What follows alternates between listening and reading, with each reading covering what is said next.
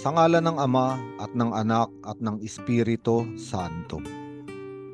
Ang puoy nagsasalita sa bayan ng kapayapaan.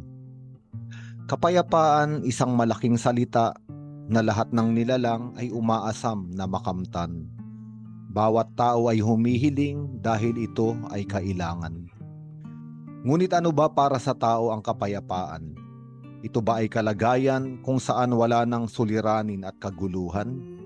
Ito ba ay uri ng buhay na wala ng pagsubok na dadaanan? Maaari ba itong hingin sa kapwa o maaaring bilhin ng kayamanan?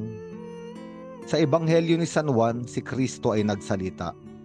Siya ay nag-iwan ng mga tagubilin at paalaala.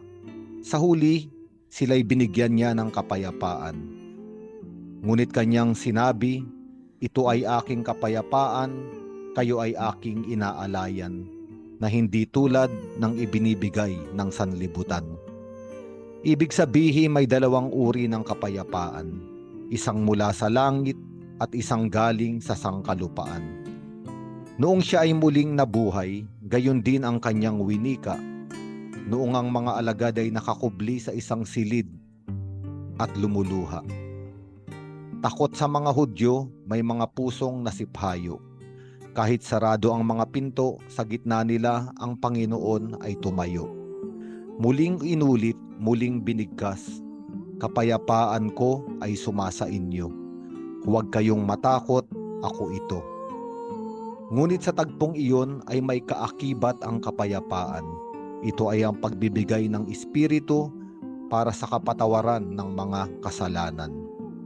Ngayon ay may linaw kung ano ang tunay na kapayapaan.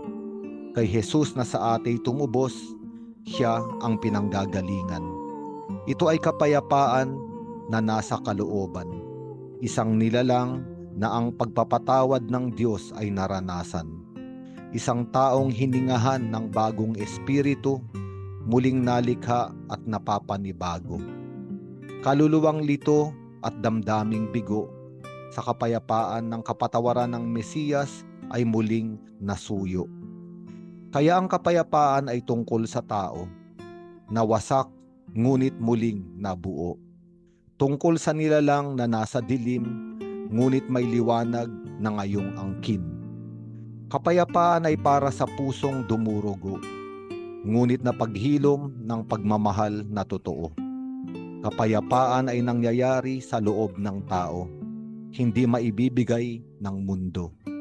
Kung sino man ngayong nais ng ganitong katahimikang kay tamis, sino man ang nais kumawala sa hapis, kung sino ang hinahanap ang kanyang sarili, kapayapaan ni Jesus sana ang iyong minimithi.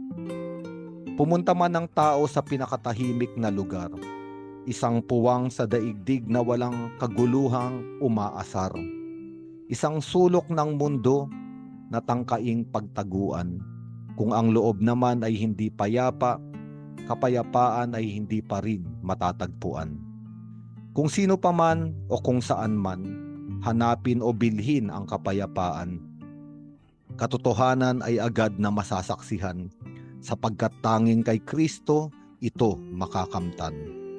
Kaya't ating salmo ay nananambitan. Pangungusap ng Panginoon ay ipinapanayam. Sinasabi niyang ang mga lingkod niya ay magiging payapa kung mangagsisisi at hindi na babalik sa gawang masama. Ang pagtatapatan at pag-iibigay magdadaong palad. Ang kapayapaan at ang katuwiray magsasamang ganap. Buhay na matuwid dahil sa Diyos na umiibig. Katarungang malinis, katuwiran ang nais. Kasama ay itinatakwil, kapwa-tao ay hindi sinisiil.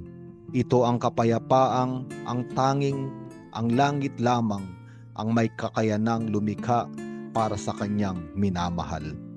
Kung ang tao ay napatawad, ugnayan sa may kapal ay puno ng pag-ibig na hangad. Kung ang puso ay mabuti, hindi lamang iisipin ang sarili, ibang tao sa buhay niya ay makakabahagi. At ito ang buhay na sa kapayapaan ay mapapanauli. At sa ating mga labi, sisilay ang makalangit ng ngiti. Luwalhati sa Ama at sa Anak at sa Espiritu Santo, kapara noong sa unang-una, ngayon at magpakailanman, at magpasawalang hanggan. Amen.